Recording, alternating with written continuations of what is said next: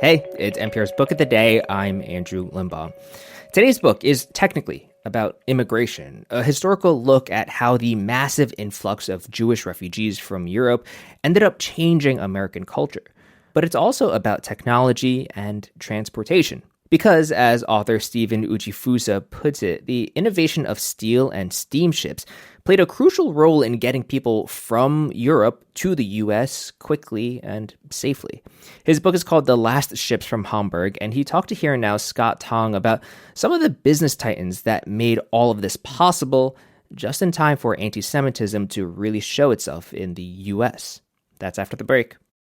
This message comes from Apple Card. You earn up to 3% daily cash on every purchase. That's 3% on products at Apple, 2% on all other Apple Card with Apple Pay purchases, and 1% on anything you buy with your titanium Apple Card or virtual card number. Visit apple.co/card calculator to see how much you can earn. Apple Card issued by Goldman Sachs Bank USA, Salt Lake City branch. Subject to credit approval. Terms apply. Our next segment takes a long view of anti-Semitism in Europe and in this country. Many influential Americans who came in the late 19th and early 20th centuries were Jewish refugees from Russia and Eastern Europe. And that list includes Irving Berlin.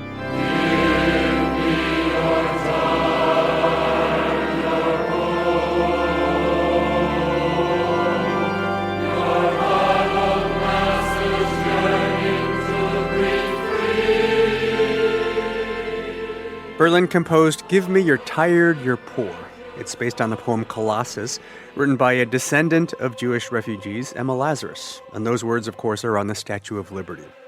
Other refugees and descendants include Felix Frankfurter and Ruth Bader Ginsburg, both Supreme Court justices, as well as the Marx Brothers.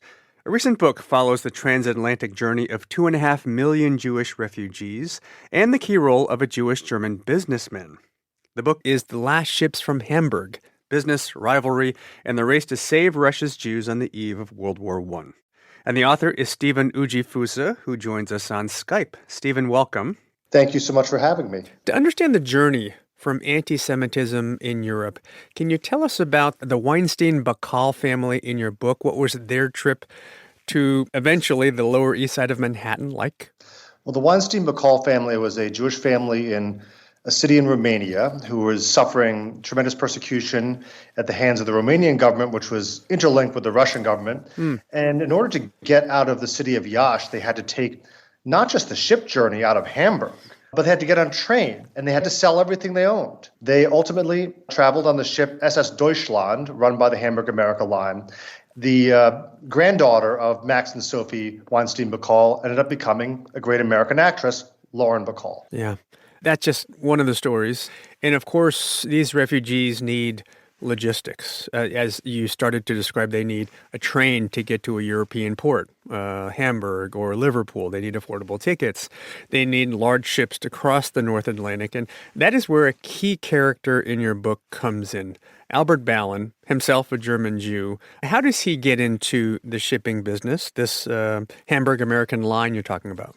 Well, Albert Ballin started off as a late teenager as a ticketing agent for immigrants out of Hamburg, and eventually is hired by Hamburg America Line to run their passenger division, and eventually becomes the equivalent of CEO of what becomes the largest shipping company in the world. And the way he entices immigrants to come on Hamburg America Line ships was to provide better service. He pioneered kosher food on his ships. He also creates a so-called immigrant village where up to 5,000 immigrants could stay for up to 2 weeks at a time just outside of the city of Hamburg, where they would be given clean dormitories, and there would be a synagogue. There was also a church. And he understood the importance of marketing, and he had agents deep into the Russian Empire to convince people to make this dangerous journey. And for a lot of Jews, it was a matter of life or death, because Russia was, the government was openly anti-Semitic at the time. Yeah. And on these ships, was it that a lot of the revenue came from wealthy passengers who were on the nicer parts of the ship, and then, the low-income passengers crowded on the bottom, something like that? Well, a typical Hamburg America Line ship of, say, 1905, 1906 might have 500 in first class, 300 in second, and 2,000 in steerage. As the maritime historian Frank Brainerd said, First class had 2/3 of the ship, but 4/5 of the people were crammed into 1/5 of the space as immigrants.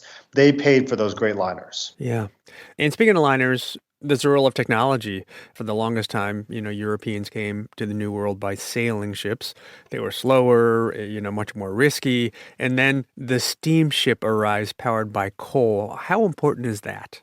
It is a crucial development. The development of steamships and also ships built out of steel allows ocean liners to grow in size to over 3 football fields in length. Albert Ballin builds many giant ships for the Hamburg America line. These ships allow safe, fast passage of only a week from Hamburg to New York. Yeah. And, for many listening, it might be surprising to hear of this crucial network of Jewish business persons in Germany, given what we know happens decades later in the 30s, the genocide.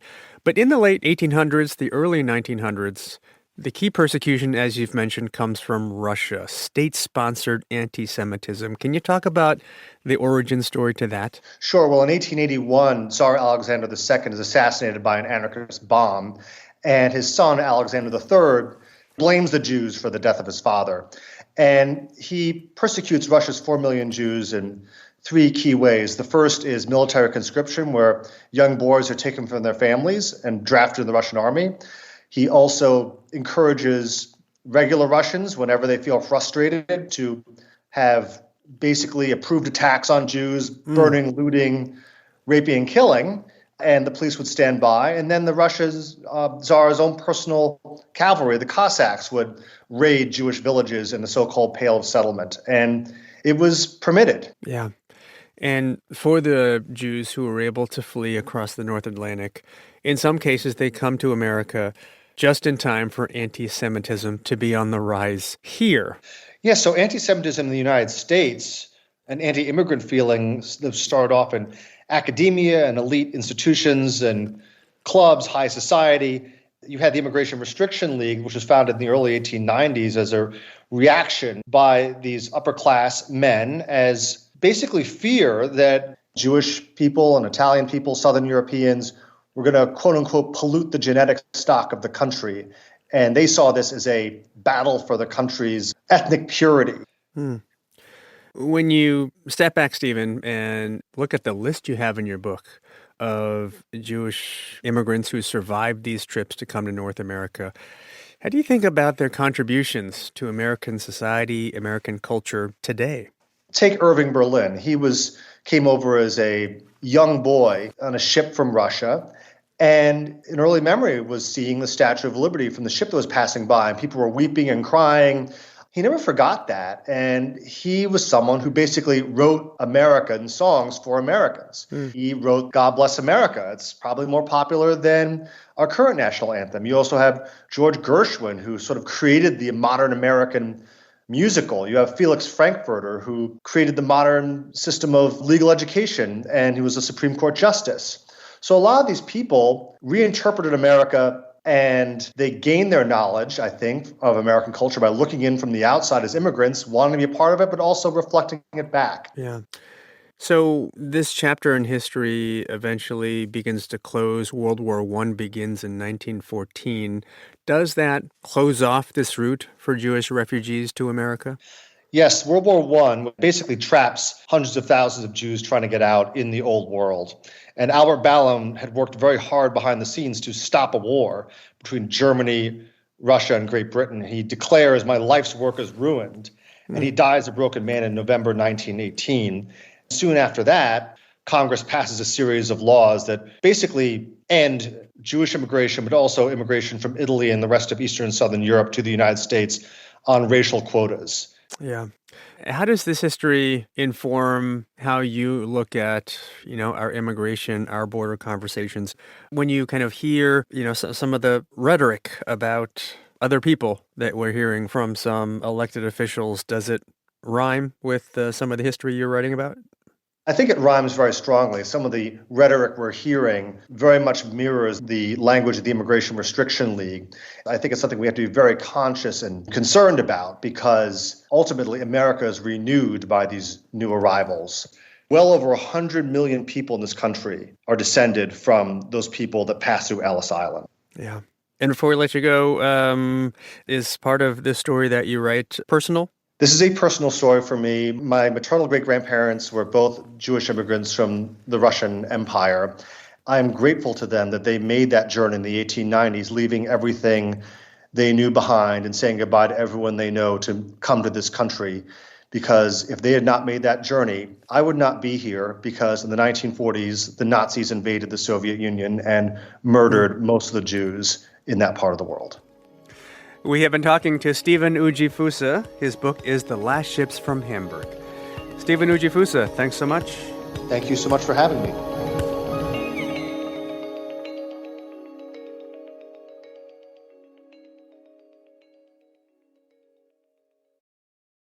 At a time when information continues to come at us faster and faster, sometimes you need to hit pause and rewind. NPR's Throughline takes you back in time to the source of the news stories filling your feed. Find NPR's Throughline wherever you get your podcasts.